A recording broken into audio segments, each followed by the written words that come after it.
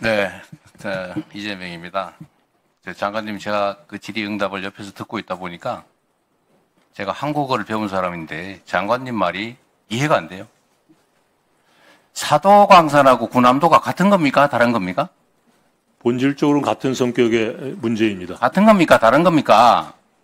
아니, 사안은 다르지만 본질이 같다고 말씀드렸습니다. 내가 지금 본질 물어봤습니까? 같은 거냐 다른 거냐 물어봤지요. 그럼 사안은 다른 사안입니다. 그러면 군함도에 대해서 약속하거나 합의된 게 사도광산에 대한 합의와 같은 겁니까? 다른 겁니까?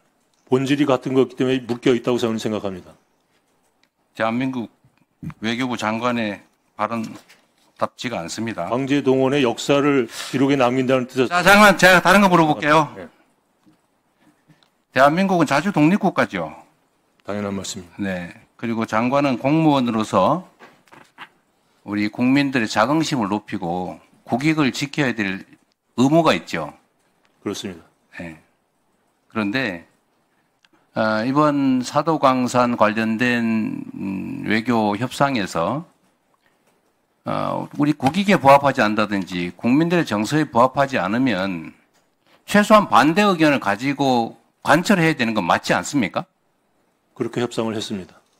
그런데 결론은 어떻습니까? 우리 국민들 다수는 장관께서는 뭐라고 말씀하신지 몰라도 우리 국민들이 또 여기 계신 많은 분들이 이해하기로는 강제동원에 관한 언급이 없다. 양보했다. 일본에 밀렸다. 이렇게 생각하는데 장관만 아니라고 하면 아닌 게 되는 겁니까? 그 발언 문안이 증거 자료 아니겠습니까? 제가 없는 걸 가지고 있다고 주장하는 게 아니죠. 강제동원이라는 표현이 있습니까? 그 2015년도의 문안을 포함한 과거의 모든 결정과 일본이 취한 약속, 그 속에 다 들어가 있는 거 아니겠습니까? 장관, 네. 군함도 사안과 사도광산 사안이 같은 사안입니까? 다른 사안입니까?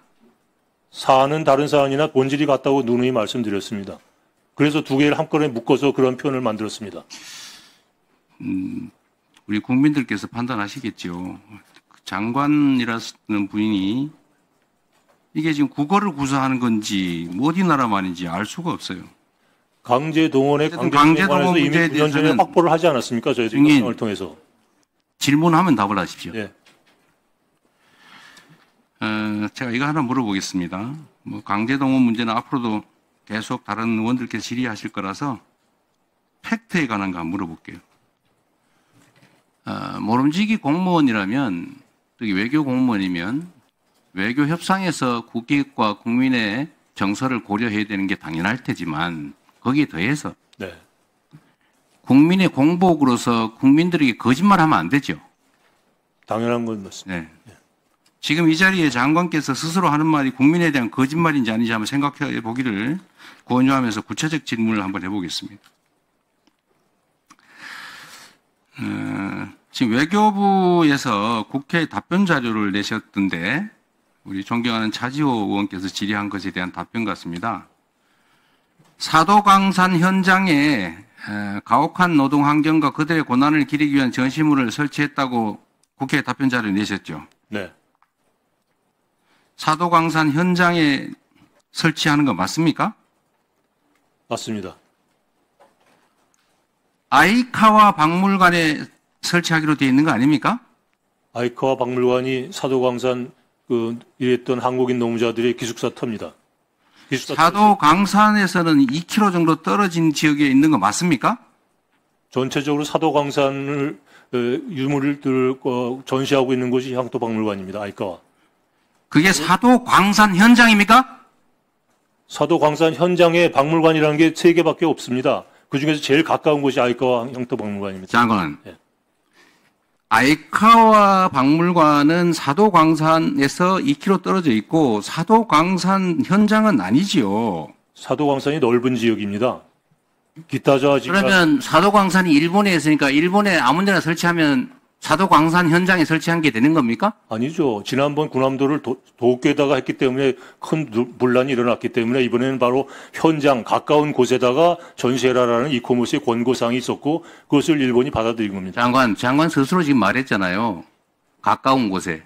사도광산이 그 커다란 그쪽에 일부 지역이 장관. 향토박물관입니다. 장관 스스로 한 말 중에 가까운 곳하고 현장하고 같습니까? 다릅니까? 거기서 말하는 현장이라는 게 하도 광산이 있었던 갱도 있는데 하라는 뜻이 아닙니다. 가까운 곳이 장관께서는 가까운 곳이나 현장이나 같은 말이다 이렇게 저는 생각하시는군요. 그렇게 생각합니다. 예. 도쿄 같은 데다 하면 안 된다는 자, 뜻으로 이해하고 있습니다. 다른 거 하나 또 물어볼게요. 저는 이게 허위공문서 작성에 해당된다고 봅니다. 한번 장관께서 계속 우기시니까 한번 법적 판단을 받아보는 방안을 강구하겠습니다.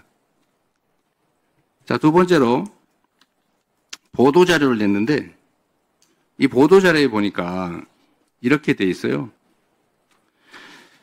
일본 수석 대표가 이렇게 발언했다. 7월 27일 날 외교부에서 낸 겁니다. 일본은 한국인 노동자들이 처했던 가혹한 노동 환경과 그들의 고난을 기리기 위한 사무실을 사도광산 어쩌고저쩌고 이렇게 돼 있어요. 그런데 실제 일본 수석 대표 발언은 이렇게 돼 있어요. 일본은 모든 노동자가 처했던 가혹한 노동 환경을 설명하고 이렇게 돼 있습니다. 모든 노동자와 한국인 노동자가 같습니까? 다릅니까? 그건 그 부분만 딱 떼서 했기 때문에 그렇고요. 일본 수석 대표의 발언 첫 부분부터 보시면 그 모든 노동자가 특히 한국인 출신 노동자라는 것을 강조하는 단어라는 걸 금방 알게 돼 있습니다. 자, 근데 그 부분을 다 빼고 뒷부분만 뽑아서 보도했기 때문에 그렇게 읽히는 겁니다. 그러면 그렇게 써야지 나온표까지 쳐가지고 일본은 모든 노동자가 처했던 가혹한 노동 환경을 설명하고 이들의 고난을 기억하기 위해 모든 노동자와 관련된 새로운 전시물을 이미 현장에 설명 전시시설에 설치했다 이렇게 했는데 왜 거기다가 그 말을 써놓냐 이 말입니다. 한국인이라고. 다르잖아요. 앞에 all the workers, especially those from the Korean Peninsula라는 게 맨 앞에 데피니션으로 나와 있습니다. 그러고 나서 그 다음에 모든 노동자는 바로 그것을 의미한다라는 것이 왜 조약문이나 법률 보면 그렇게 써 있지 않습니까? 앞에는 자세히 쓰고 이하 약칭 이런 식으로 되어 있는 겁니다. 여기 이렇게 하나의 문서에 온갖 글자들이 써져 있는데 네. 이게 특정 부분의 표현을 이 앞에 써 있는 걸 뜯어붙여가지고 하면 그게 정상입니까? 아니 그 기사를 쓴 분이 그 비판하신 분이 그것만 뽑아서 그렇게 말씀하신 거지 앞부분과 연계 속에서 설명을 해야 전체적인 그림이 그려지는데 그건 다 빼놓고 뒷것만 해놓으니까 그게 이상하게 들리는 겁니다. 보도자료는 앞에 보기 설명을 해놨으면 저희들이. 내가 묻는 건 보도자료가 공문서냐 아니냐 묻는 겁니다. 공문서죠. 공문서 허위 작성하면 처벌되죠. 허위 작성이 아니라 앞에 그렇게 저희들이 설명을 해놨습니다. 허위 작성하면 처벌되는 거 맞습니까? 허위 작성한 바 없으니까 처벌할 리가 없습니다. 허위 작성하면 처벌하죠. 예. 허위 작성인지 아닌지 가려봐야 되겠죠. 그렇게 하십시오. 예. 예, 수고하셨습니다. 다음은 이재강 의원님 질의해 주시기 바랍니다.